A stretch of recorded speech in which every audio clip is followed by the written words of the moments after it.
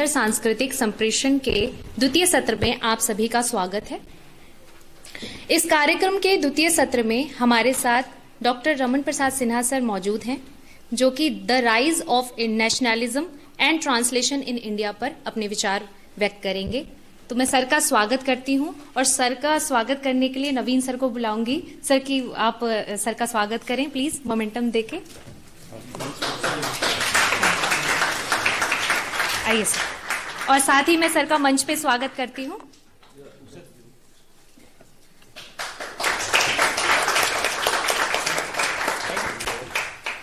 Sir कृपया आप seat पे सर को बुला लें। सर प्लीज आप आए, स्थान ग्रहण करें। मैम प्लीज आप भी, सर आप भी स्थान ग्रहण। ठीक ठीक है सर। लगातार अध्यापन व लेखन के साथ साथ अनुवाद कार्य भी करते आ रहे हैं। सर ने हिंदी साहित्य और अनुवाद के क्षेत्रों में अपना विशिष्ट योगदान दिया है।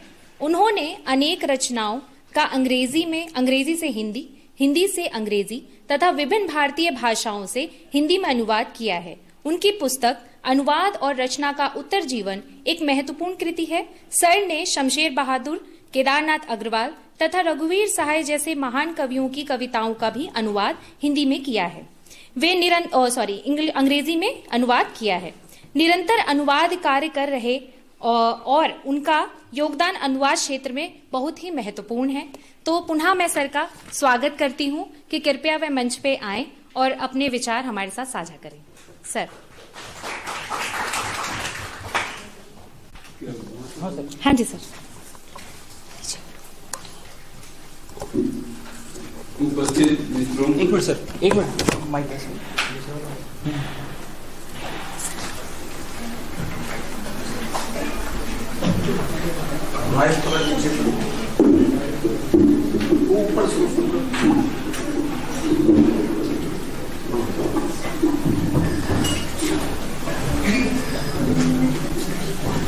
उपस्थित मित्रों और राष्ट्रवाद के विकास और अनुवाद पर यह व्याख्यान होगा। इसके पहले जान लेना जरूरी है कि राष्ट्रवाद क्या है और राष्ट्रवाद के बारे में विचार 18वीं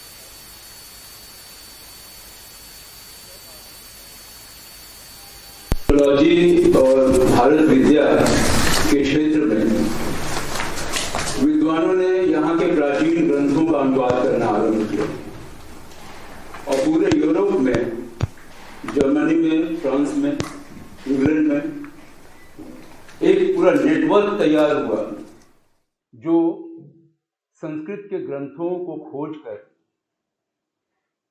उसका अनुवाद और उसकी व्याख्या, यह प्रक्रिया आरंभ हो गई। 18वीं शताब्दी के सांस्कृतिक इतिहास में यह एक बहुत महत्वपूर्ण घटना थी और विशेषकर वॉरेन हेस्टिंग्स जब यहाँ के गवर्नर जनरल बन के आए तो उन्होंने 2 विद्यालय की स्थापना की। एक तो कलकत्ता मदरसा और दूसरा संस्कृत विद्यालय, संस्कृत कॉलेज बनारस में। तो कलकत्ता मदरसा और ये 2 ऐसे काम थे 18वीं शताब्दी में जिसकी संरचना कुछ इस प्रकार बनाई गई कि वहाँ पर जो प्राचीन ग्रंथ, एक तरह से कहें कि अरबी फारसी की परंपरा में और संस्कृत की परंपरा में, उन दोनों ही परंपराओं को के ग्रंथों का विवेचन, विश्लेषण और अनुवाद, ये प्रक्रिया इन विद्यालयों में आरंभ हुई। वॉरेन हेस्टिंग्स ऐसे व्यक्ति थे जिनके बारे में कहा जाता है कि उन्होंने 18वीं शताब्दी के भारत की जो अवधारणा रखी, वह उसी प्रक्रिया को आगे बढ़ाते हुए विलियम जोन्स ने Royal Asiatic Society of Bengal की स्थापना की। ये भी 18वीं शताब्दी में हुआ और कालिदास की अभिज्ञान शाकुंतलम का अनुवाद 1789 में पहले लैटिन में और फिर लैटिन से अंग्रेजी में और फिर जर्मन में और फ्रेंच में अनुवाद हुआ। और उन कविताओं के अनुवाद होने से ही एक प्रकार से पहले यूरोप में संस्कृत साहित्य के बारे में लोगों की जिज्ञासा बढ़ी। विलियम जोन्स ने न सिर्फ अभिज्ञान शाकुंतलम का अनुवाद किया, बल्कि उन्होंने उसकी व्याख्या और इंडो यूरोपियन ये पूरी जो भाषा समुदाय और एक तरह से एक सिद्धांत रचा कि जिस तरह लोगों के परिवार होते हैं उसी प्रकार भाषा परिवार भी होता है, और संस्कृत और लैटिन, ग्रीक और यूरोपीय भाषाएं एक भाषा परिवार के अंतर्गत हैं। ये एक बहुत बड़ी अवधारणा 18वीं शताब्दी के विश्व के सांस्कृतिक इतिहास में इसका बहुत गहरा असर पड़ा। और उसी वक्त जर्मनी में, विशेषकर पूरे यूरोप का अगर सांस्कृतिक परिदृश्य देखें तो रोमांटिसिज्म का जमाना चल रहा है। और जर्मनी में जब यह अनुवाद पहुंचा तो गेटे, जो वहां के सबसे बड़े न सिर्फ कवि थे बल्कि एक प्रकार के कल्चरल आइकॉन थे, उन्होंने शकुंतला पर एक कविता, उस अभिज्ञान शाकुंतलम को पढ़कर वो कविता लिखी। वो कविता के कुछ अंश जो है वह कविता मैं आप लोगों के सामने हिंदी अनुवाद में रखना चाहता हूं। गेटे महज एक कवि नहीं थे, बल्कि वो उसी प्रकार के व्यक्तित्व थे जिस प्रकार की रूस में टॉल्स्टॉय थे या एंग्लो सैक्सन दुनिया में शेक्सपियर थे। वो एक कल्चरल आइकॉन थे। उन्होंने लिखा है, उसका हिंदी अनुवाद इस तरह होगा कि यदि मुझे बसंत के फूल चाहिए और शरद के फल भी, यदि मुझे बसंत के फूल चाहिए और शरद के फल भी, यदि मैं वह चाहूं जो उत्तेजित भी करे और प्रसन्न भी, यदि मैं वह चाहूं जो संतुष्ट भी करे और पोषित भी, यदि मैं स्वर्ग और पृथ्वी को एक नाम देना चाहूं तो मैं तुम्हें पुकारता हूं शकुंतला, और मेरी इच्छाएं पूर्ण हो जाती हैं। तो ये जो पूरे रोमांटिक कवियों का एक पूरा जो स्वप्न था, प्रकृति की बेटी के रूप में शकुंतला को देखा, और उससे उनके स्वच्छंदतावाद या रोमांटिसिज्म की पुष्टि होती थी कि हम लोग जहां पहुंचना चाहते थे, संस्कृत के एक महाकवि वहां बहुत पहले पहुंच चुके, और गेटे ने उसको इस तरह से देखा। और एक प्रकार से कहें कि पूरे रोमांटिक आंदोलन और उसके साथ ही साथ इंडोलॉजी का ये जो गठजोड़ हुआ, वह भारत विद्या के क्षेत्र में एक बहुत महत्वपूर्ण घटना मानी गई। 18वीं शताब्दी की ये घटनाएं हैं, लेकिन 19वीं शताब्दी आते आते एक दूसरी धारा आपको दिखाई पड़ती है, जिसमें कि जेम्स मिल का हिस्ट्री ऑफ ब्रिटिश इंडिया 1817 में छपकर है। इसने भारत के बारे में पूरी अवधारणा जो विलियम जोन्स ने और इंडोलॉजिस्ट लोगों ने रखी थी, मैक्स मूलर ने जिसकी अवधारणा रखी थी, और ऑक्सफोर्ड में लेक्चर देते हुए उन्होंने कहा कि what India can teach to us, Bharat हमें क्या सिखा सकता है, उस अवधारणा को उलटते हुए इस इतिहास ग्रंथ में यह बताया गया कि भारत बहुत ही बेकार, बहुत ही कुंठित एक समाज है, और इसका प्राचीन भारत तो असमानताओं का भारत है। वहाँ स्त्रियों के प्रति जाति व्यवस्था में बंधा हुआ एक ऐसा बजबजाता हुआ समाज है जो जिसको घृणित की संज्ञा दी जा सकती है, और प्राचीन भारत घृणित भारत है। और उन्होंने 3 खंडों में यह उन्होंने शुरुआत 1807 में की, और वो ईस्ट इंडिया कंपनी के एक ऑफिसर थे, और उनको ये दायित्व दिया गया कि आप कंपनी का इतिहास लिखें, east India company in India, इसका इतिहास लेखन से उन्होंने आरंभ किया। लेकिन उनकी महत्वाकांक्षा ऐसी बढ़ी कि उन्होंने पूरे भारत का इतिहास लिखा और उसको 3 खंडों में लिखा, प्राचीन भारत, मध्यकालीन भारत और आधुनिक भारत। प्राचीन भारत को उन्होंने नाम दिया हिंदू भारत, मध्यकालीन भारत मुस्लिम भारत, और आधुनिक भारत ब्रिटिश भारत। तो ये जो 3 कालखंडों में बांट के देखने की परंपरा चली, इसका एक बहुत दूरगामी प्रभाव पड़ा। जेम्स मिल के इतिहास से आज भी भारतीय इतिहासकार नहीं निकल पाए हैं, और भारतेंदु काल अगर हिंदी तक सीमित रखें तो भारतेंदु काल के सभी रचनाकार जेम्स मिल से बुरी तरह प्रभावित थे, और उनके इतिहास बोध में इस ग्रंथ की बड़ी अहम भूमिका रही। ये जो है कि प्राचीन भारत, लेकिन एक उन्होंने रूपांतरण ये किया कि जब ये इतिहास ग्रंथ छप कर आया तो समझिए कि जो बोर्ड ईस्ट इंडिया कंपनी की थी उसके 2nd मेंबर बना दिए गए जेम्स मिल, और उस हायरार्की में ईस्ट इंडिया कंपनी के डायरेक्टर्स ऑफ बोर्ड में उस हायरार्की में इनका दूसरा स्थान हो गया, सिर्फ इस ग्रंथ के आधार पर, कि उन्होंने एक उनको तर्क दिया कि भारत इसलिए अंग्रेज यहाँ पहुंचे कि इन असभ्य लोगों को वो शिक्षित कर सके, सभ्य बना सके। तो सिविलाइजेशनल मोल्ड, एक तरह से कहें व्हाइट मैन्स बर्डन, इस तरह से उसकी अवधारणा को वो एक वैधता ठहराते थे।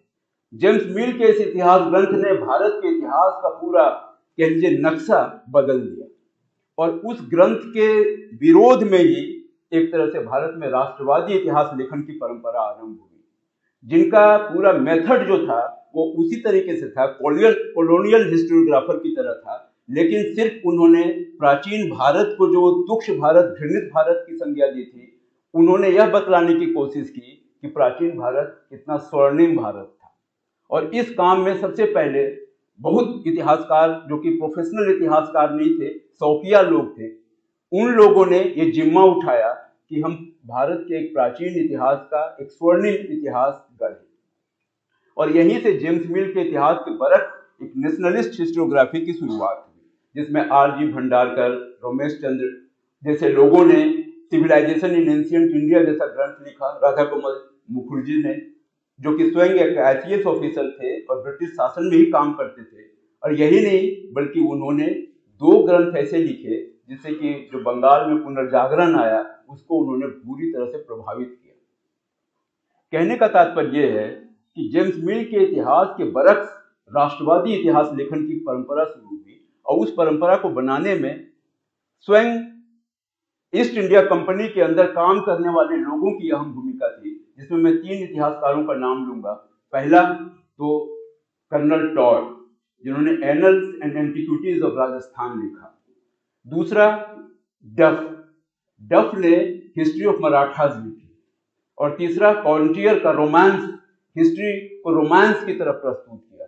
इन 3 ग्रंथों ने भारतीय साहित्य को पूरी तरह से, आप देखेंगे कि नायक की कल्पना इन्हीं इतिहास ग्रंथों से निकलकर इन्हीं इतिहास ग्रंथों के नायकों को अपना नायक मानते हुए प्रस्तुत किया गया।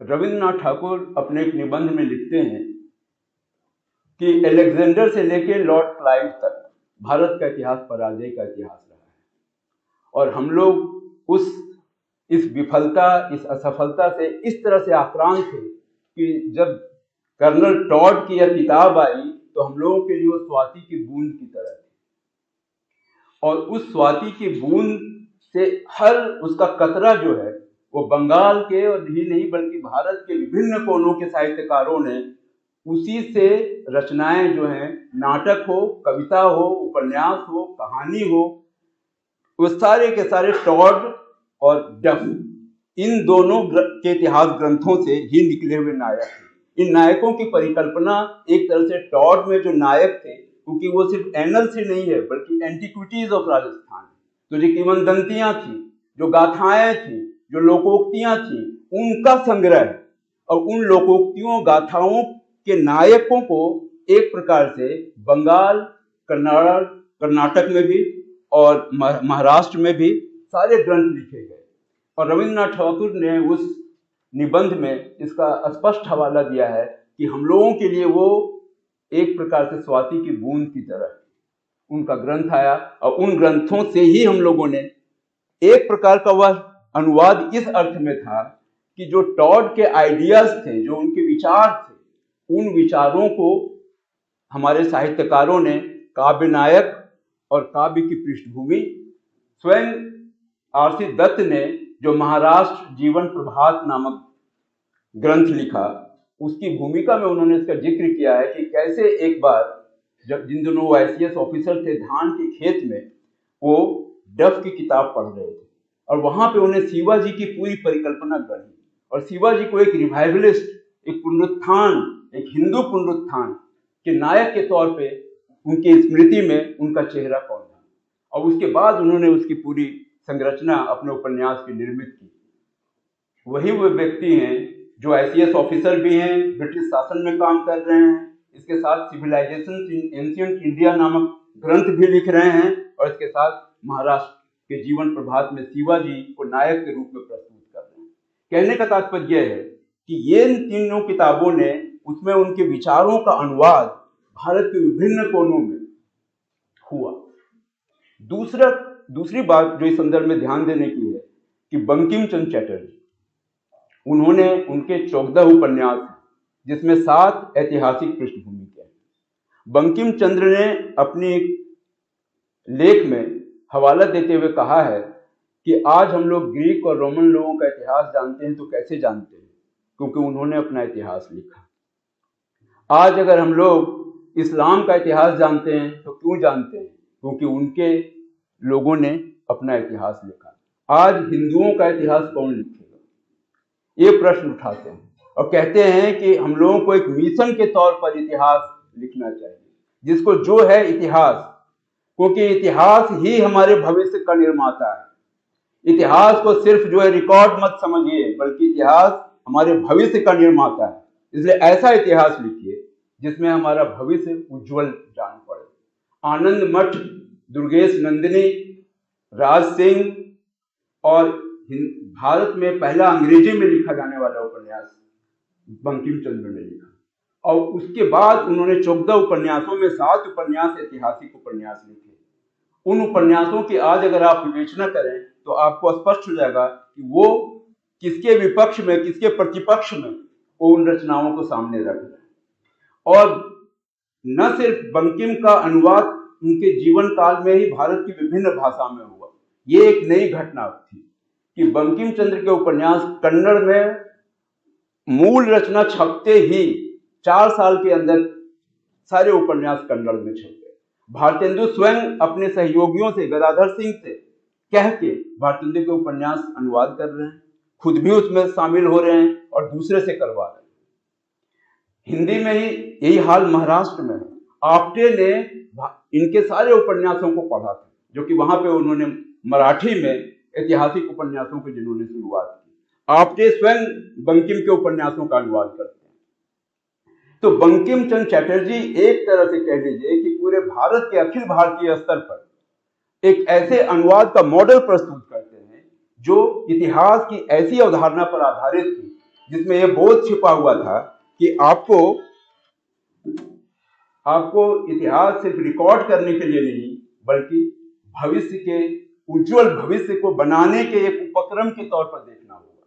और इसके लिए नाटक जो है, उपन्यास जो है, कविता जो है, साहित्य की सारी विधाएं उसके लिए उपयुक्त हैं।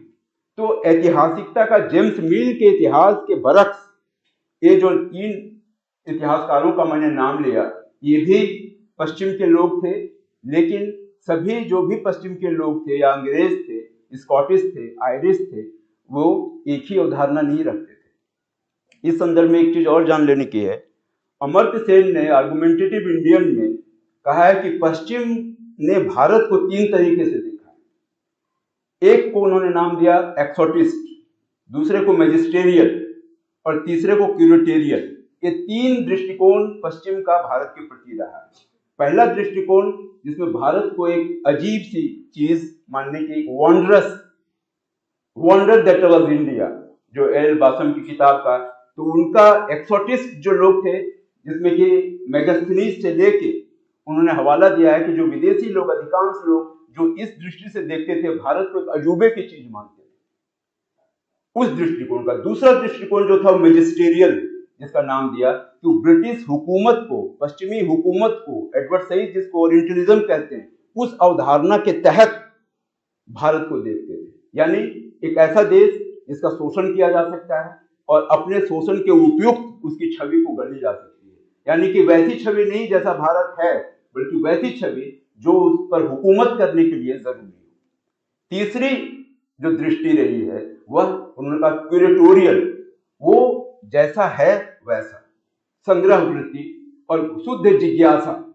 और अमर्त्य सेन ने इस अवधारणा में यह भी कहा कि फूको ने अवधारणा रखी पावर नॉलेज, कि ज्ञान जो है वह शक्ति, दोनों के बीच में सिर्फ हाइफन है, कि नॉलेज जो है उससे शक्ति उत्पन्न होता है और शक्ति से ज्ञान। इन्होंने कहा कि भारतीय संदर्भ में सच नहीं है। एक ऐसी भी दृष्टि है जो ज्ञान सत्ता के लिए नहीं है, बल्कि ज्ञान जिज्ञासा के लिए। ये जो थर्ड कैटेगरी है क्यूरेटोरियल का, अमर्त्य सेन ने कहा है कि इस श्रेणी में वैसे लोग आते हैं जो थे तो पश्चिम के, जिन्होंने भारत को जिज्ञासा के वशीभूत होकर, जिसमें जेम्स प्रिंसेप है जिन्होंने ब्राह्मी लिपि की खोज की, ब्राह्मी लिपि को पढ़ा, और ये जो पूरा अशोक के शिलालेख थे इलाहाबाद में, उस पर गोबर किया जा रहा था, कोई जानता ही नहीं था क्या है। प्रिंसेप ने उसको पढ़ा और बताया कि ये शिलालेख है जो अशोक प्रियदर्शी के नाम से, और पूरे भारत की इतिहास दृष्टि ही बदल गई। तो वो जो इस तरह के लोग थे, जो पश्चिम के लोग थे, लेकिन शुद्ध ज्ञान के वशीभूत होकर उन्होंने यहाँ की लिपियों की खोज की, यहाँ की लिपियों को पढ़ा, यहाँ के इतिहास को खंगाला। कनिंघम जैसे लोग, मार्शल जैसे लोग, जिन्होंने खुदाई की, तक्षशिला की, सारनाथ की, और खुदाई करके भारतीय इतिहास को सामने लाए। पहले यहाँ के लोग जानते थे कि इतिहास का आरंभ तो वैदिक काल से होता है, उसके पहले तो इतिहास। मार्शल ने जब 1920 में मोहनजोदड़ो की खोज की तो भारत का इतिहास 1000 साल पीछे चला गया। वो 2500 ईसा पूर्व उसकी डेटिंग की कि सिंधु घाटी सभ्यता 2500 ईसा पूर्व है, वैदिक सभ्यता 1500 से आरंभ होता है, 1000 साल पीछे। तो ये कौन लोग थे? ये अमर्त्य सेन की दृष्टि में क्यूरेटोरियल जो श्रेणी थी, उस श्रेणी के लोग थे, जो थे तो पश्चिम के, लेकिन ज्ञान के वशीभूत होकर, शुद्ध जिज्ञासा के वशीभूत होकर, पावर नॉलेज नहीं बल्कि power curiosity, knowledge curiosity, knowledge इसलिए क्योंकि हम क्यूरियस हैं, हम जानना चाहते हैं, जिज्ञासा के वशीभूत होकर भारत की उन्होंने खोज की। तो ये इस तरह ये दृष्टि हमेशा अपने सामने रखनी चाहिए। ऐसा नहीं सोचना चाहिए कि पश्चिम के सभी लोग जो थे वो जेम्स मिल की तरह ही लोग थे, बल्कि ऐसे भी लोग थे जो शुद्ध ज्ञान के वशीभूत होकर ब्राह्मी लिपि की खोज की, यहाँ की एक्सकवेशन किया कनिंघम ने और मार्शल जैसे लोगों ने, और भारत के इतिहास को सामने रखा। उसमें कोई भारतीय नहीं था, राखाल दास बंदोपाध्याय जैसे लोग बाद में आए, लेकिन उस समय जॉन मार्शल और कनिंघम जैसे लोग थे जिन्होंने भारत के इतिहास को ढूंढा, खोजा, उसको संवारा, उसको क्लासिफिकेशन किया, उसकी विवेचना प्रस्तुत की। ये सारा जो व्यापार था 19वीं शताब्दी में हुआ। और 19वीं शताब्दी की एक बहुत बड़ी खोज ये रही, विशेषकर भारत विद्या के क्षेत्र में, कि जो विलियम जोन्स ने जो ये अवधारणा रखी थी, Indo European, Indo Aryan language family की भाषा का परिवार है, और भाषा परिवार में संस्कृत, फारसी और ग्रीक और यूरोपीय भाषाएं एक जगह से निकली, और इसका स्रोत जो है संस्कृत है। और आप जानते हैं 19वीं शताब्दी में जब ब्रह्मो समाज की स्थापना हुई, केशव चंद्र सेन ने कहा कि झगड़ा किस बात का, हम लोग तो बिछड़े हुए भाई हैं, पश्चिम के लोग तो बिछड़े हुए, हम लोग भाई हैं, हम लोग भाई हैं, तो किस प्रकार का झगड़ा? झगड़े कोई बात ही नहीं, हम लोगों को एक दूसरे को समझना चाहिए। और ब्रह्मो समाज ने एक बहुत बड़ा काम यह किया कि उन्होंने श्लोक संग्रह एक ग्रंथ तैयार किया, जो एक तरह से कह लीजिए कि 19वीं शताब्दी का अनुवाद की दृष्टि से एक महत्वपूर्ण संग्रह ग्रंथ, जिसमें जितने महत्वपूर्ण धर्म हैं उसका अनुवाद प्रस्तुत किया गया है। उसमें उपनिषद से भी लिया गया है, वेदों से भी लिया गया है, कुरान से भी लिया गया है, अवेस्ता, जैन अवेस्ता से भी लिया गया है। यानी वो एक ऐसा संग्रह तैयार किया, श्लोक संग्रह, ब्रह्मो समाज के लोगों ने, जिसमें सभी भाषाओं के अनुवाद मूल के साथ रखे हुए। अनुवाद की दृष्टि से वह एक महत्वपूर्ण ग्रंथ है श्लोक संग्रह, और जिसमें आरंभ जो है उपनिषद से और संस्कृत के श्लोक से होता है, और फिर उसमें कुरान, उसमें जैन अवेस्ता जैसे ग्रंथों के भी जो चुनिंदा अंश है उसका एडिट करते हुए उसका एक संग्रह तैयार किया गया है। तो ब्रह्मो समाज की यह जो अवधारणा थी कि हम लोग बिछड़े हुए भाई हैं, उसका कार्यान्वित रूप आपको श्लोक संग्रह नामक ग्रंथ में दिखाई पड़ता है। उस ग्रंथ में आप पाएंगे कि जितने भी ऐसे अंश, आप सभी जानते हैं कि ब्रह्मो समाज को कुछ लोग ये कहते हैं कि एक तरह से हिंदू धर्म को क्रिस्तान धर्म के साथ संयोग करने का नाम है, लेकिन उस ग्रंथ को अगर आप पढ़ें तो वह आपकी अवधारणा खंडित होगी। और उसके जो अनुवाद हैं उन अंशों को अगर पढ़ें, क्योंकि उसमें मूल भी रखे गए हैं, उसका हिंदी अनुवाद भी दिया गया है और उसका अंग्रेजी अनुवाद भी दिया गया है, तीनों भाषाएं हैं वहां पर श्लोक संग्रह। और उसमें वेदों, उपनिषदों और कुरान और बाइबल और जैन अवेस्ता सभी के चुने हुए अंश उन्होंने उसमें रखे। ब्रह्मो समाज की एक बड़ी अहम भूमिका रही भारत के बौद्धिक इतिहास में, यहाँ के सांस्कृतिक इतिहास में, और अनुवाद आप पाएंगे कि उसके केंद्र में रहा। दूसरे स्तर पर 19वीं शताब्दी में एक और चीज दिखाई पड़ती है, वह है कि इटली के मैजनी का पूरे भारत पर बहुत बड़ा उस वक्त 19वीं शताब्दी में प्रभाव दिखाई पड़ता है। सभी लोगों ने उसके अनुवाद किए। मैजनी चरित्र, मैजनी और गैरिबाल्डी, दो ऐसे राष्ट्रीय चरित्र उस समय 19वीं शताब्दी के भारत के स्वतंत्रता संग्रामियों ने अपने लिए गढ़े। वो एक ऐसी छवि थी जो देश को आजाद करने के लिए उनको मैजनी से और गैरिबाल्डी से बहुत प्रभाव, या कह लीजिए उनका एक प्रकार से रोल मॉडल के तौर पर देखते थे। लाजपत राय ने उसका अनुवाद किया, वीर सावरकर ने उसका अनुवाद किया, और उन अनुवादों की भूमिका पढ़ी कि जिसमें वो मैजनी के बारे में क्या कहते हैं। मैजनी चरित्र पहले उर्दू में लाजपत राय ने लिखी, उसका हिंदी अनुवाद भी 1900 ईस्वी में ही हो गया। और उसी के साथ सावरकर के जो जीवनीकार हैं वो कहते हैं कि इस ग्रंथ का सावरकर पर बहुत गहरा असर पड़ा, मैजनी का। और मैजनी के जो पैम्पलेट्स थे उसका न सिर्फ उन्होंने एक संकलन सावरकर ने तैयार किया, बल्कि सावरकर ने यह भी काम किया कि जो पितृभूमि और पुण्य भूमि की उन्होंने अवधारणा रखी वो विशेषकर मैजनी से ली गई। अगर आप सावरकर के जीवनीकार की बात को सच माने तो ये दोनों ही कंसेप्ट जो सावरकर के बड़े मौलिक अवधारणा लोग समझते हैं, पुण्य भूमि और पितृभूमि, मातृभूमि नहीं बल्कि कहते थे पितृभूमि, और ये जो पितृभूमि की अवधारणा थी इटली के मैजनी की अवधारणा थी, और वो उस ग्रंथ में जिसका उन्होंने अनुवाद प्रस्तुत किया है वह स्पष्ट दिखाई पड़ता है। तो एक तरफ ब्रह्मो समाज और दूसरी तरफ क्रांतिकारियों और इस तरह के लोग। अरबिंदो घोष ने कहा, उनका भी कथन बड़ा दिलचस्प है। उन्होंने कहा कि आज के लिए, आज के भारत के लिए अगर कुछ उपयुक्त है तो वह है कि एक तरफ मैजनी की छवि हो और दूसरी तरफ सन्यास की अवधारणा हो। यानी मैजनी और सन्यास की अवधारणा का मिला जुला रूप ही आज हमारे लिए एक मॉडल का काम कर सकता है। तो 19वीं शताब्दी में ये दो धाराएं दिखाई पड़ेंगी। इसके बरक्स अमर्त्य सेन के ये तीन श्रेणियां जो हैं उसको अगर आप अपने परिदृश्य पर रखें तो 19वीं शताब्दी के भारत में अनुवाद की केंद्रीय भूमिका आपको सामने दिखाई पड़ेगी। यह भूमिका सिर्फ सीधा अनुवाद करने तक ही नहीं था, बल्कि इसके पीछे भावों का अनुवाद, उनके विचारों का अनुवाद, उनकी अवधारणाओं का अनुवाद भी शामिल रहा है। और इसमें मैजनी और गैरिबाल्डी का बांग्ला में बहुत अनुवाद हुआ और बांग्ला से बहुत हिंदी में अनुवाद हुआ। इसी के साथ एक और शेक्सपियर को अगर आप ले आए और शेक्सपियर के अनुवाद को आप ले आए, भारत में शेक्सपियर के जो अनुवाद हुए उससे आपको एक नई अंतर्दृष्टि मिलती है। शेक्सपियर का भारत में जो पहला अनुवाद हुआ वो किसी भारतीय ने नहीं किया, बल्कि ईस्ट इंडिया कंपनी के एक ऑफिसर ने किया। और 19वीं शताब्दी के आरंभ में जो फोर्ट विलियम कॉलेज में एक विद्यार्थी थे, उन्होंने बांग्ला में सबसे पहले द टेम्पेस्ट का अनुवाद किया। शेक्सपियर का बांग्ला में सीधा ये पहला अनुवाद सिर्फ बांग्ला का ही नहीं, किसी भी भारतीय भाषा का पहला अनुवाद। और आप ये देखेंगे कि उसके बाद बहुत सालों तक यह परंपरा बन रही। ईश्वरचंद्र विद्यासागर ने फिर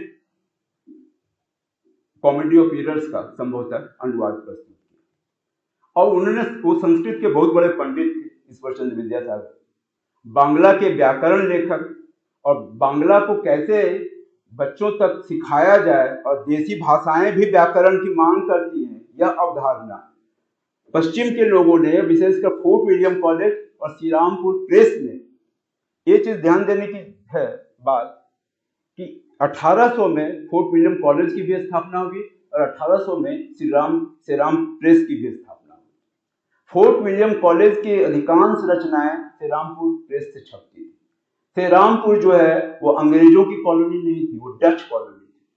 अंग्रेज नहीं पसंद करते थे श्री रामपुर प्रेस को, और अंततः डच कि जैसे ही नियंत्रण हटा कि ईस्ट इंडिया कंपनी ने उसको ले लिया और फिर ले लिया उसको उसका सत्यानाश कर दिया, क्योंकि वो उसको अपना एक चुनौती मानते थे। लेकिन जब विलियम कैरी वहां पे आए, जोशुआ मार्समैन आए, वार्ड आए, तो ये एक त्रिकोण बना जिसमें वार्ड भी थे, मार्समैन भी थे और कैरी भी थे। कैरी पहले व्यक्ति थे जिन्होंने बांग्ला का व्याकरण लिखा। इसके पहले ये माना जाता था कि देसी भाषाओं को व्याकरण की क्या जरूरत है, और ये उच्च शिक्षा के लिए तो है नहीं, ये तो सिर्फ बोलचाल के लिए, इसका क्या व्याकरण होगा, व्याकरण तो संस्कृत का हो सकता है, जो उच्च भाषाएं हैं उसकी होंगी, देसी भाषाओं का व्याकरण। इसलिए सबसे पहले विलियम कैरी ने ये काम किया, और विलियम कैरी की रचनाएं, और फोर्ट विलियम कॉलेज में फिर वो पढ़ाने भी लगे संस्कृत के भी ज्ञाता थे। आप पाएंगे कि ये दो जो बड़े संस्थान 19वीं शताब्दी में बंगाल में और उसके साथ साथ पूरे भारत में, श्री राम प्रेस में 45 भाषाओं में चीजें छपती थी, एक दो भाषाओं में नहीं, 45 भाषाओं। पहली बार वहां पर इसके सारे फॉन्ट्स तैयार हुए, प्रेस की स्थापना हुई। वो साउथ एशिया का सबसे बड़ा प्रेस था एक जमाने में, जिसमें 45 भाषाओं में, यूरोपीय भाषाओं समेत सारी भारतीय भाषाएं, वो वहां पे उसके ग्रंथ तैयार होते थे। तो Fort William college, Shri Ram press, इन दो संस्थाओं ने एक तरह से कह लीजिए 19वीं शताब्दी का पूरा माहौल बदल दिया। इसके साथ ही साथ एक बात और ध्यान देने की है कि जो अनुवाद के काम फोर्ट विलियम कॉलेज में हुए और जो श्री राम प्रेस में हुए, अब विशेषकर बाइबल के अनुवाद 45 भाषाओं में किए गए, हिंदी समेत भारत की सभी भाषाओं के अनुवाद वहां हो रहे थे। उन भाषाओं का अगर आप विश्लेषण करें तो गद्य अभी बन रहा था, इसके पहले गद्य किसी भी भारतीय भाषाओं में दिखाई नहीं पड़ता था, कि जिससे बोलचाल और जिससे कम्युनिकेट हो, जो अखबार की भाषा हो, पत्रकारिता की भाषा हो, वैसी भाषा। तो वो भाषा के बनाने में इसकी क्या भूमिका थी, वैसे है ये बहुत विवाद का विषय, इस पर लोगों का कहना है, और जो हिंदी के विद्यार्थी हैं वो जानते हैं कि रामचंद्र शुक्ल ने अपने इतिहास में बताया कि ऐसी बात है नहीं, फोर्ट विलियम कॉलेज खामखा आप लोग बहुत ज्यादा महत्व दे रहे हैं। उसके पहले ही यहाँ पे भाषा जो है अपना गद्य खड़ी बोली का रूप बन रहा था, और उसमें इनकी भूमिका बहुत नजर नहीं। लेकिन बहुत ही वस्तुनिष्ठ दृष्टि से अगर आज आप देखें तो भारतीय भाषाओं के संदर्भ में, सिर्फ हिंदी के संदर्भ में नहीं, तो श्री राम प्रेस और फोर्ट विलियम कॉलेज, ये दो संस्थानों ने भारत में देसी भाषाओं के गद्य में, उसके गद्य के निर्माण में बड़ी अहम भूमिका दिखाई पड़ती है। और ये काम अनुवाद के माध्यम से हो रहा था, इसके केंद्र में अनुवाद था, ट्रांसलेशन की तरह। उसको वो कितना ट्रांसलेशन था और कितना आप कहें कि उसका देसीकरण भारतीय भाषाओं के अनुरूप उसको गढ़ने की चेष्टा दिखाई पड़ रही थी, कितना उसमें डोमेस्टिकेशन हो रहा था, एक अलग सवाल है। लेकिन एक गद्य के निर्माण में उसकी बड़ी अहम भूमिका दिखाई पड़ती है। तो ये 19वीं शताब्दी एक ऐसी शताब्दी है जब कई धाराएं अलग अलग एक दूसरे से टकराती हुई आगे बढ़ रही थी, और उसमें आप सभी धाराओं में आप पाएंगे एक अनुवाद की केंद्रीय भूमिका आपको सामने दिखाई पड़ती है, कि वहां पे वो सिर्फ पेरिफेरी में नहीं है, वो अनुवाद सिर्फ जो है साहित्यिक गतिविधि नहीं है, बल्कि एक प्रकार से कह लीजिए कि समाज के विकास में, समाज को बदलने में, समाज की धारा को मोड़ने में उसकी एक अहम भूमिका दिखाई पड़ती है।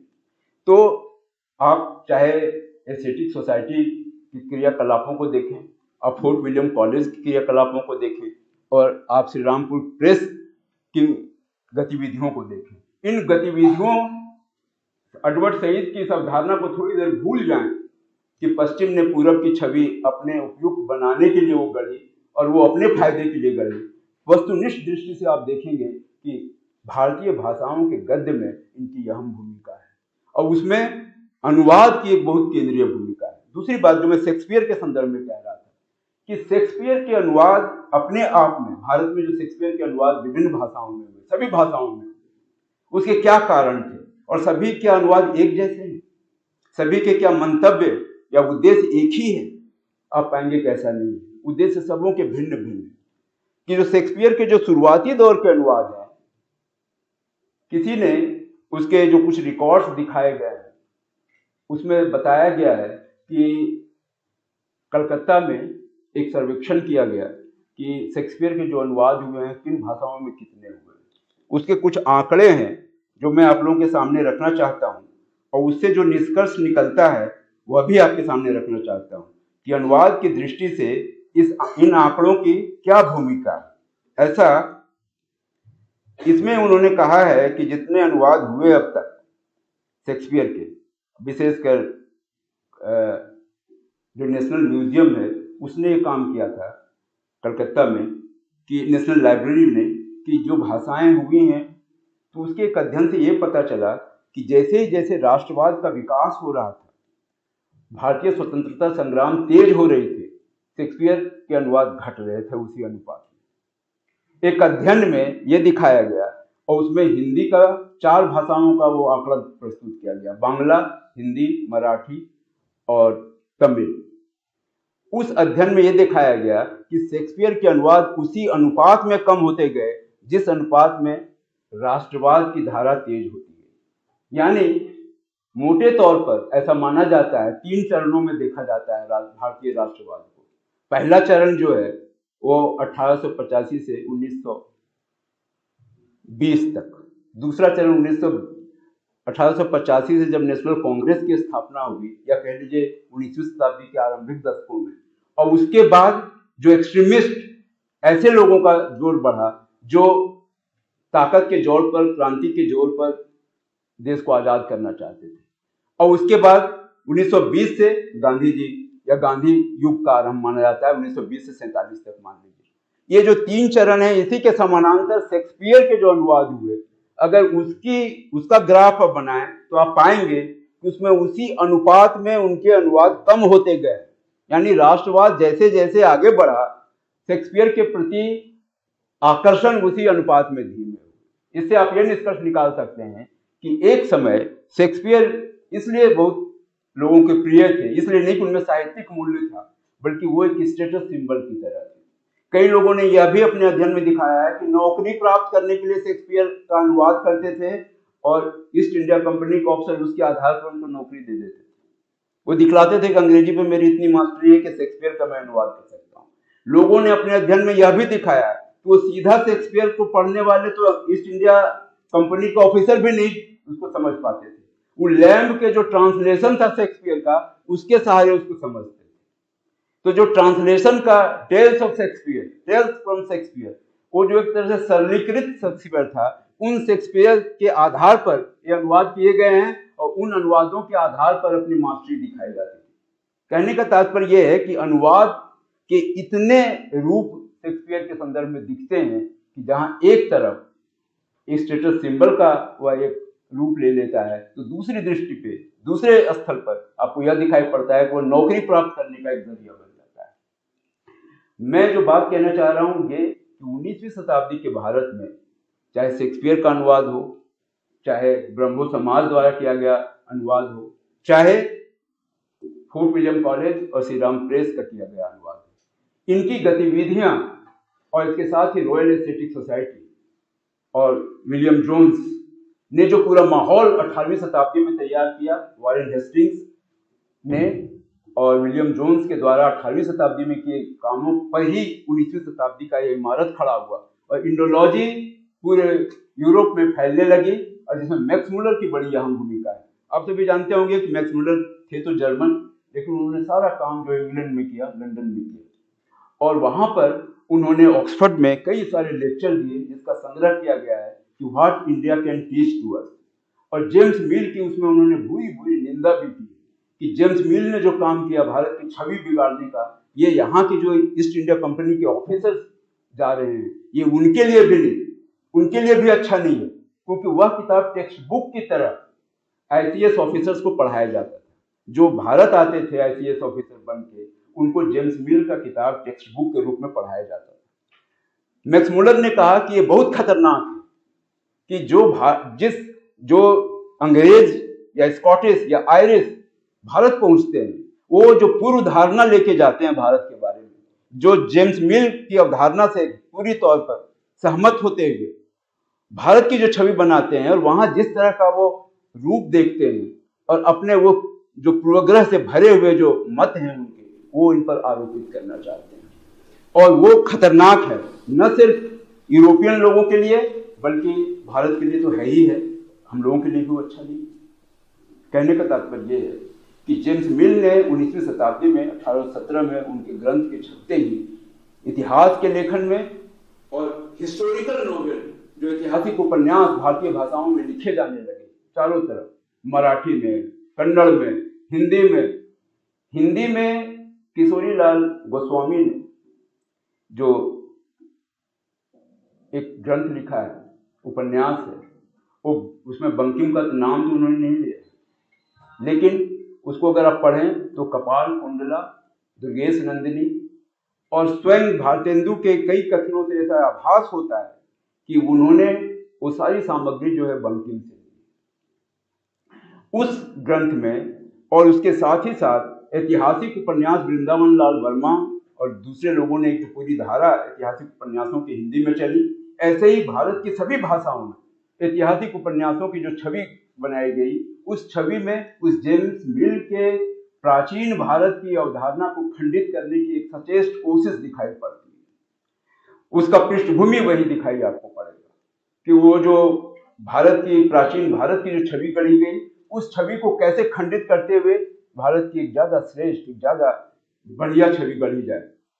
जैसा मैंने कहा कि 19वीं शताब्दी में एक तरफ अंग्रेजों के द्वारा, ईस्ट इंडिया कंपनी के ऑफिशियल्स के द्वारा, रॉयल एस्थेटिक सोसाइटी के विलियम जोन्स के बाद कुलब्रुक, जेम्स प्रिंसेप, एच विल्सन, इन लोगों ने जो उनकी इमारत पर अनुवाद के माध्यम से, संस्कृत के ग्रंथों के अनुवाद के माध्यम से जो एक पूरी इमारत खड़ी थी, उस इमारत के केंद्र में आप पाएंगे कि अनुवाद की केंद्रीय भूमिका है। तो संक्षेप में मेरा व्याख्यान ये है। अगर प्रश्न हो तो मुझे उत्तर देने में बहुत खुशी होगी।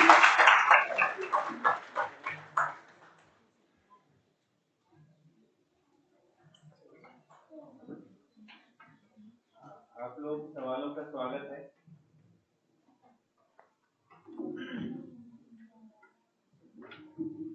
हाँ,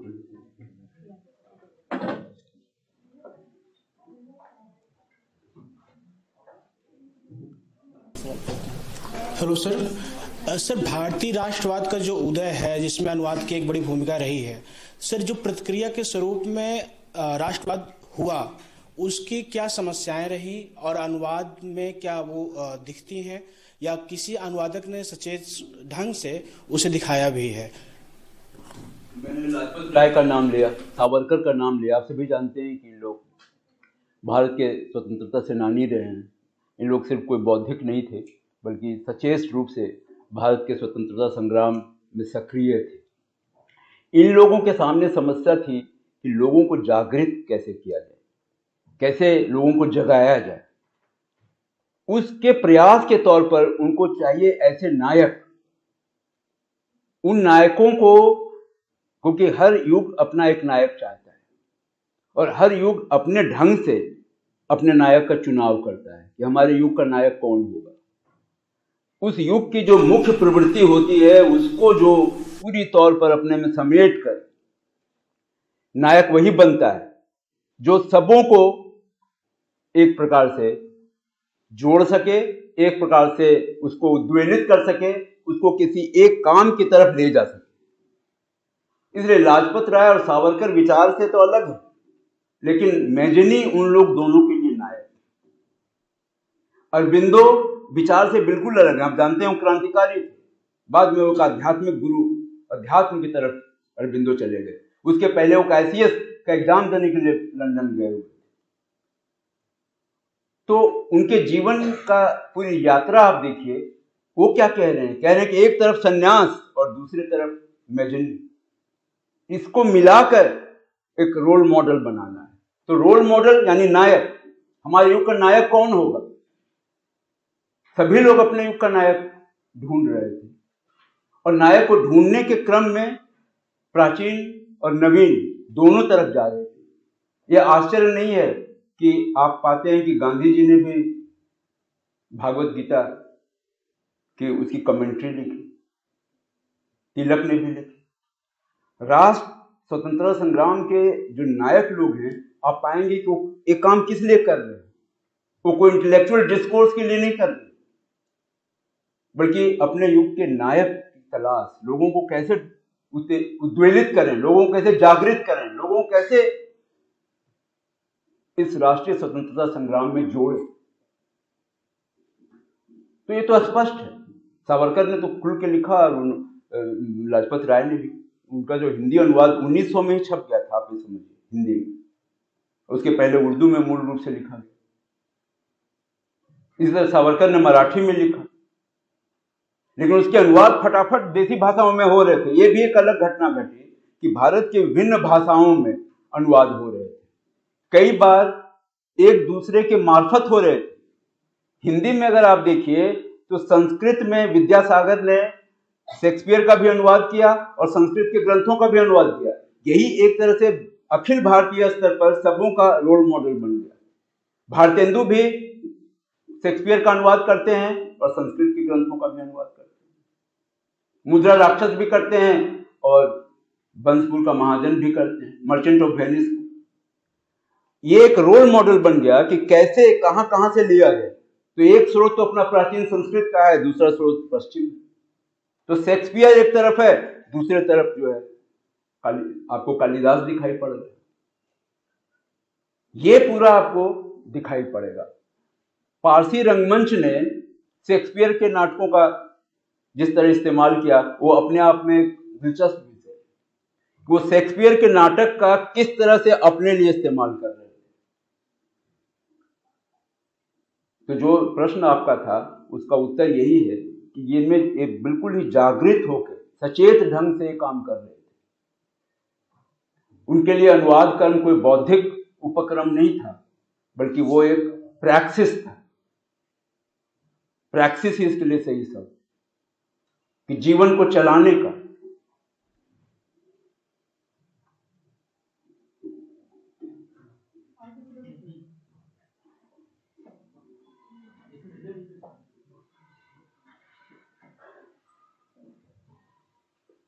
ये सर आपने कहा कि भारतीय राष्ट्रवाद उदय का जो प्रथम चरण है वो 1885 से 1920 के बीच में है।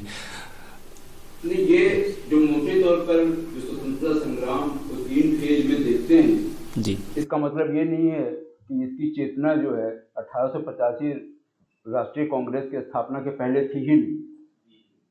ऐसा तो एक दिन में तो होता नहीं है। वो एक संगठन बनाया गया WC बनर्जी के तहत, जिसमें सुरेंद्र नाथ बनर्जी और कई लोग थे। उन लोगों ने एक संगठन खड़ा किया, वहां से एक डेट मान लिया गया 1885।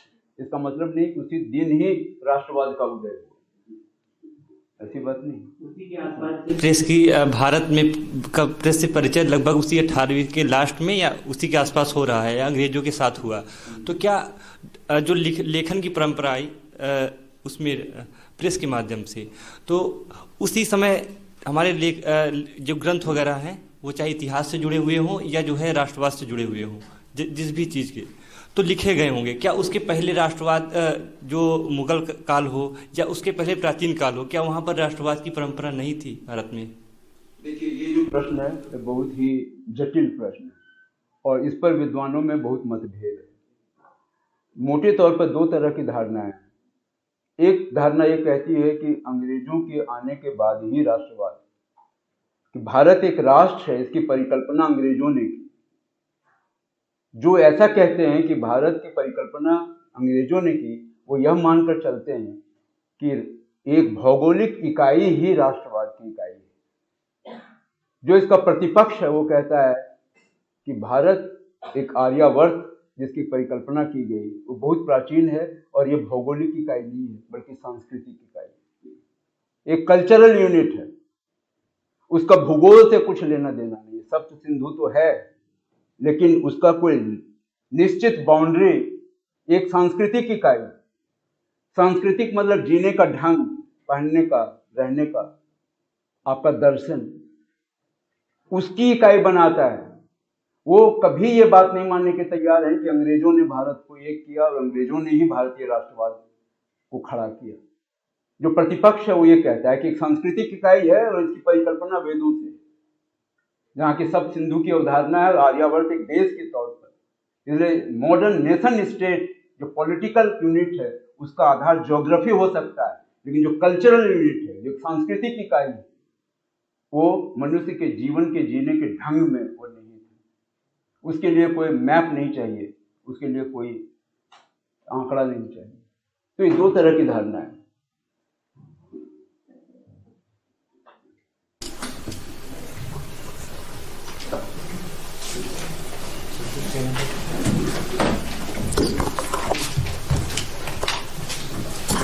सर आपने ये बंकिम का सर जिक्र किया, बंकिम 1881 से पहले जिस तरीके से वो लिख रहे थे, जो उनका उपन्यास लिख रहे थे, और 1881 के बाद जब वो आनंद मठ लिख रहे हैं, तो इसमें राष्ट्रवाद की जो भावना जागृत कर रहे हैं, उस समय तो अंग्रेजों का काल चल रहा है, जो पूरा उनका आनंद मठ लिखा जा रहा है वो एंटी मुस्लिम लिखा जा रहा है। तो ये राष्ट्रवाद जो पनप रहा है वो किसके खिलाफ पनप रहा है? बताया तो यही जेम्स मिल हैं। जो मुस्लिम भारत अंधकार का काल है, जेम्स मिल की अवधारणा है। पूरे जेम्स मिल से सिर्फ भारतेंदु हरिश्चंद्र और उनके सहयोगी भारतेंदु काल जो हम लोग कहते हैं वो तो है ही है, और जो बंकिम है वो पूरी तौर पर, उसी के समानांतर रविंद्रनाथ ठाकुर हैं जो इसको एकदम इसकी राष्ट्रवाद की अवहेलना करते हैं। ये नहीं बल्कि गांधी से टकराते हैं, कहते हैं ये बहुत ही संकुचित करने वाला है। और आप सभी जानते हैं कि गांधी से रविंद्रनाथ ठाकुर की लंबी बहस हुई राष्ट्रवाद के मुद्दे पे कि ये संकुचित करने की वाली अवधारणा है। ये स्पष्ट आपने बिल्कुल सही कहा कि ये बात है आनंद मठ में, यह स्वीकार किया जाना चाहिए कि, और वो उसके सूत्रधार जो हैं वो जेम्स मिल, जो अंधकार का युग कहते हैं मध्यकाल, वहां सिर्फ तोड़फोड़, मंदिरों को तोड़ा गया और कुछ नहीं हुआ, जबकि यही वो दौर है जब भारत में जितने लोक नाट्य हैं वो इसी समय हुए। हमारा जो अभी जो शास्त्रीय संगीत है वो इसी युग की देन, ख्याल संगीत इसी समय है, जिस भाषा में हम लोग आज बात कर रहे हैं ये भी उसी समय की देन है। खड़ी बोली हिंदी और उर्दू दोनों, और खड़ी बोली हिंदी का उद्भव बगैर इस काल के संभव था। आप लोग स्वयं सवाल कीजिए, जहां एक भाषा, इतनी बड़ी भाषा गढ़ी जा रही है, जहां इतना ख्याल संगीत रचा जा रहा है, जहां इतना मिनिएचर पेंटिंग पूरे मिडिल एज में जो बने, राजस्थानी पेंटिंग हो या मुगल पेंटिंग हो या पहाड़ी पेंटिंग हो, ये क्या उस अंधकार युग जिसे वो कहते हैं, अंधकार नहीं, वो प्रकाशमय काल है, जगमगाता हुआ काल, जिसमें भाषाएं बन रही हैं, संगीत बन रहा है, चित्र बन रहे हैं, कला का कोई ऐसा रूप नहीं है जो मध्यकाल में उसका एक स्थापत्य देखिए, सारी बिल्डिंग जो है कब के बने हो, मंदिर, मस्जिद छोड़िए, मंदिर मध्यकाल की देन। दिलवाड़ा का मंदिर कब बना, जो आगरा के ताजमहल के टक्कर का है, उसी मध्यकाल की देन है। इसलिए इस दृष्टिकोण से अंधकार का काल कहना बंकिम की सीमा थी, और उस पर गहरा असर जेम्स मिल के इतिहास का, सिर्फ उन पर ही नहीं, भारत के सभी लोगों पर अभी भी ये है, अभी भी उससे निकल नहीं पाए कि मध्यकाल अंधकार का काल था, ये अभी भी उससे ग्रसित है।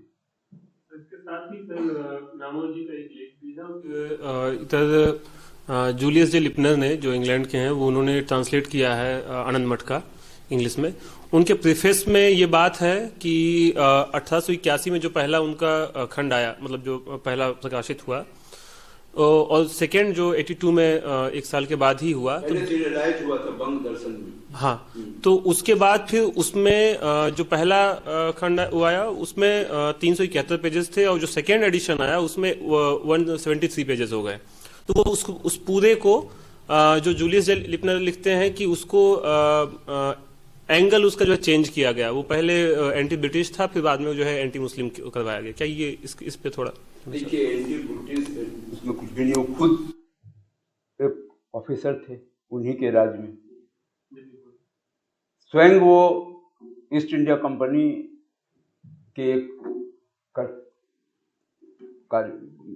उसको क्या आप समझ सकते हैं। कई लोगों ने इस दृष्टिकोण से उनको बचाने की कोशिश की कि चूंकि वो उनका गला फंसा हुआ था तो वो ज़्यादा नहीं कह सकते थे, इसलिए उन्होंने पर्देदारी की। लेकिन बात वैसी है, सिर्फ उसी में ही नहीं, सिर्फ आनंद मठ की ही बात नहीं, पूरे उनका जो दृष्टिकोण है, सब उपन्यास है, कपाल कुंडला हो, दुर्गेश नंदिनी हो, राज सिंह हो, इस सब में वो है कि मध्यकाल अंधकार का काल है। और अंग्रेजों में और मुसलमानों में चुनना हो तो अंग्रेज बेहतर है मुसलमानों से, ये है, इसे आप इनकार नहीं कर सकते। ये सभी लोगों में उस दौर में कि दोनों में अगर चुनना हो, दोनों हमारे शासक हैं, हम चुनेंगे अंग्रेज, ये उनसे ज्यादा क्रूर है, ये है, ये बंकिम में भी और भी लोगों में। इसमें कितने अंग्रेजों की भूमिका है और कितने गैर अंग्रेजों की भूमिका है, एक अलग सवाल इस मत को बनाने में। सर एक क्वेश्चन मैं पूछना चाहता था कि 19वीं 20वीं शताब्दी में जो अनुवाद का ये पूरा डिस्कोर्स चल रहा है, क्या ये सर जो भाषा का भी विवाद है, क्या उससे भी ये किसी तरह से जुड़ता है? जैसे कि हम श्रीधर पाठक को देखते हैं कि वो एक साथ दो भाषाओं में, ब्रज भाषा में भी अनुवाद कर रहे हैं, खड़ी बोली में भी अनुवाद कर रहे हैं। इवन रामचंद्र शुक्ल ने भी जो अनुवाद किया वो ब्रज भाषा में करते हैं और खुद खड़ी हिंदी में भी लिख रहे हैं। तो मैं ये जानना चाह रहा था कि क्या एक अलग तरीके की जो भाषा का निर्माण हो रहा है उसमें अनुवाद की भूमिका कैसी रही, और क्या ये हिंदी उर्दू का जो बड़ा डिबेट है जो लगभग 19वीं शताब्दी के अंत से शुरू होता है 20वीं शताब्दी तक चलता है, तो इसके हम कैसे इसको जोड़ सकते हैं या उसको कैसे देख सकते हैं? देखिए, ये सारे सवाल जो है जुड़े हुए हैं। अगर आपने अपनी परंपरा में आप कुछ चीज़ों को छोड़ते हैं, कुछ चीज़ों को चुनते हैं, परंपरा उसी से पता चलता है कि आपकी सोच क्या है।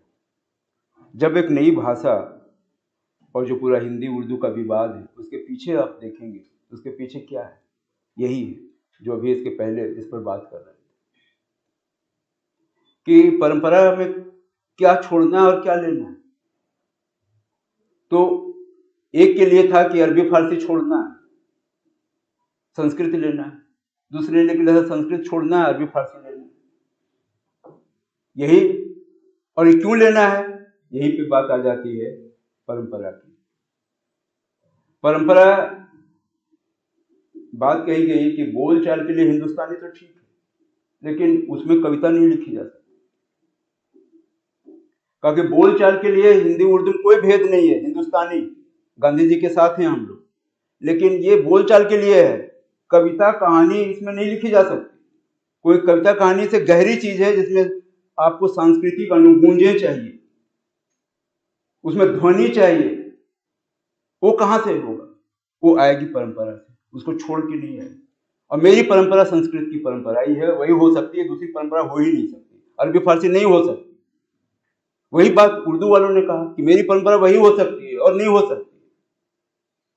अनुगूंजें उसमें पैदा नहीं हो सकती। बोलचाल के लिए हिंदुस्तानी ठीक है, लेकिन गजल और नज्म नहीं लिखी जा सकती इस भाषा में, हिंदुस्तानी में।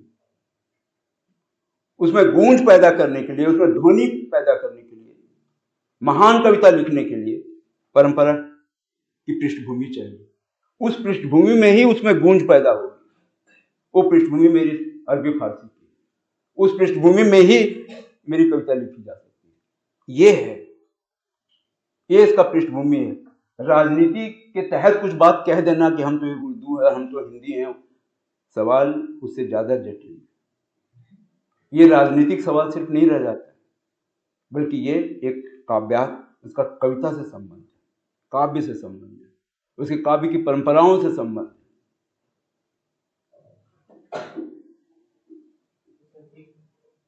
एक सवाल ऑनलाइन आया है, शेक्सपियर के हिंदी अनुवादों में सांस्कृतिक अंतर को किस रूप में कम करने का प्रयास किया जिसने राष्ट्रीयता को भी प्रभावित किया हो, विशेष रूप से कॉमेडी ऑफ एरर्स के संदर्भ में?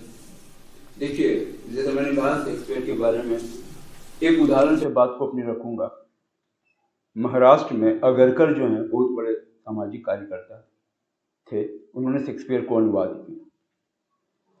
उसकी भूमिका में उन्होंने एक बात बड़ी जबरदस्त कही, कहा कि जो लोग विधवा विवाह पर और विधवाओं के सर मुंडन करने के लिए और खाना खाते समय मेरा पगड़ी कितनी उसकी लंबाई होगी जैसे विषयों में रुचि रखते हैं, उसके लिए शेक्सपियर नहीं है।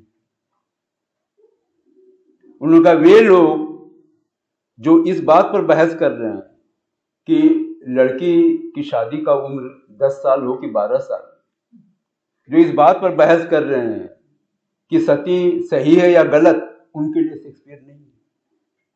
मैं उनके लिए शेक्सपियर का मैं अनुवाद नहीं करता। अगरकर बहुत बड़े सामाजिक सुधारक हैं महाराष्ट्र, और इसी बात पे वो कांग्रेस से अलग हो गए। कांग्रेस सामाजिक मुद्दे नहीं उठा रही, इन्होंने सोशल कांग्रेस की स्थापना की। उन्होंने कहा कि सामाजिक मुद्दे राजनीतिक मुद्दे से ज्यादा बड़े होते हैं। राजनीति में बदलाव से नहीं अंतर आएगा, समाज में बदलाव लाओ। बोले शेक्सपियर का अनुवाद मैंने इसलिए किया। तो जो प्रश्न था उसका जवाब यही है। ऐसे भी लोग थे जो इस दृष्टि से एक रैशनैलिटी, एक विवेक, एक इनलाइटनमेंट से प्रभावित होते हुए, ज्ञानोदय से प्रभावित होते हुए समाज को एक विज्ञान सम्मत, विवेकपूर्ण अवधारणा रखते थे। उनके लिए शेक्सपियर का अनुवाद महज एक साहित्यिक कर्म नहीं था, बल्कि उनके लिए एक सामाजिक कर्म था, अगरकर जैसे लोगों के। अब दूसरा उदाहरण लीजिए भारतेंदु का। वो साइलॉक को शैलाक्ष बना देते हैं। अब साइलॉक को शैलाक्ष बहुत ही आपको लगेगा कि इसमें क्या बात हुई, नाम से बदला। दुविधा तब होती है जब उसको जैन बना देते हैं, जबकि यूरोपियन संदर्भ में वो जीव है साइलॉक, और साइलॉक बड़ा ही विलन है, क्रूर आदमी है, जो कि अपने कर्जा के लिए कहता है मांस काट के हम तुम्हारे शरीर से निकाल लेंगे। ये इस बात पर उसको भारतीय संदर्भ में भारतेंदु जैन बनाते हैं। क्यों भाई? क्योंकि व्यापारी समुदाय में भी एक हिंदू है, दूसरे जैन है, और साइलॉक के समानांतर शैलाक्ष को रखते हुए वो क्या साबित करना चाह रहे थे कि जैन लोग ऐसे ही होते हैं और हिंदू बनिए जो है वो ज्यादा अच्छे। ये सीधा अनुवाद नहीं है। अनुवाद जो है महज जो है एक साहित्यिक कर्म नहीं रह जाता, बल्कि ये इसके पीछे एक राजनीति है, इसके पीछे एक खास तरह की अवधारणा है, सोच है। तो आपका जो सवाल था उसको इन दो उदाहरणों से समझा जा सकता है, अगरकर और भारतेंदु के उदाहरण। और कोई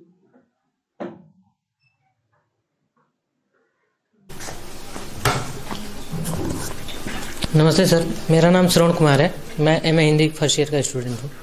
सर, मेरा सवाल यह है कि जब हम देखते हैं 18वीं 19वीं शताब्दी में जो राष्ट्रवाद की एक पूरी परिकल्पना थी, वो अंग्रेजों के प्रतिक्रिया स्वरूप आई थी। लेकिन अब आज के समय जब हम 21वीं सदी के दौर में जी रहे हैं, तो क्या ऐसा नहीं लग रहा है कि जो 18वीं 19वीं शताब्दी में अंग्रेजों के खिलाफ जो चीज़ें थी, आज वो शिफ्ट होके किसी एक खास धर्म के लिए या फिर उसी मतलब किसी एक धर्म के विपक्ष में आके चीजें टिक गई हैं, जिसे हम राष्ट्रवाद की परिकल्पना मतलब आज के समय में जो राष्ट्रवाद देखा जा रहा है, और आज के समय में राष्ट्रवाद क्या हो गया है और राष्ट्रवाद का स्वरूप क्या होना चाहिए, मैं इस पे आपकी राय जानना चाहता हूँ। देखिए, राष्ट्रवाद अंग्रेजी में दो शब्द है, नेशनलिज्म और पैट्रियोटिज्म। तो देशभक्त होना और एक राष्ट्रभक्त होना, देश और राष्ट्र क्या है, एक ही चीज, ये समझने वाली चीज। और जैसे मैं पहले कह चुका हूँ कि ये इस अवधारणा पर टिकी हुई है कि देश आप किसको कह रहे हैं, इस मानचित्र को या इसमें रहने वाले लोगों को, उसके जीवन, उसका जो सांस्कृतिक जो इकाई है उसको आप कह रहे हैं। जब सांस्कृतिक इकाई कह रहे हैं तो उस संस्कृति को क्या आप मान के चल रहे हैं? ऐसे मानने वाले लोग थे कि इसमें एक जैसे लोग नहीं, कई तरह के जीने वाले लोग, सबों की संस्कृति एक नहीं है, बल्कि मल्टीलिंगुअल, मल्टीकल्चरल, बहुभाषा भाषी समाज है, बहुसंस्कृति, एक संस्कृति नहीं है। तो वो एक ऐसा देश नहीं है जो कि नेशन स्टेट या एक भाषा, एक समुदाय, एक राष्ट्र की अवधारणा पर टिकी हुई। अगर आप वो मॉडल एक बहुभाषा भाषी, एक बहु सांस्कृतिक राष्ट्र में लगाएंगे तो उसमें गड़बड़ियां पैदा होंगी, वो तो गड़बड़ियां पैदा होके रहेंगी। तो आपका प्रश्न इसी संदर्भ में आप देखिए।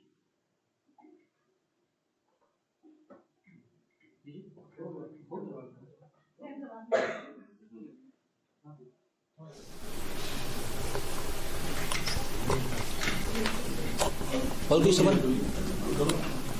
ठीक है। अभी स्कूल के बाहर रामचंद्र गुहा सर का लेक्चर चल रहा था और हम रमन प्रसाद सर का लेक्चर सुन रहे थे। दोनों ही लेक्चर मज़ेदार होंगे। आप लोग ने खूब एंजॉय किया होगा इस सेशन को, और हमेशा की तरह 8 दिन से ये प्रोग्राम चल रहा था और हमने लगातार इसी तरह के लेक्चर्स सुने हैं। और मैं विशेष रूप से रमन सर को बहुत धन्यवाद देना चाहूँगा कि उन्होंने हमको विचार उत्तेजक व्याख्यान दिया। बहुत बहुत धन्यवाद सर, थैंक यू सर। और कल से फिर हम 2 बजे से मिलेंगे और हमारा अंतिम दिन का प्रोग्राम 28 को है। थैंक यू आप सबको। आप लोग ने बहुत धैर्यपूर्वक सुना।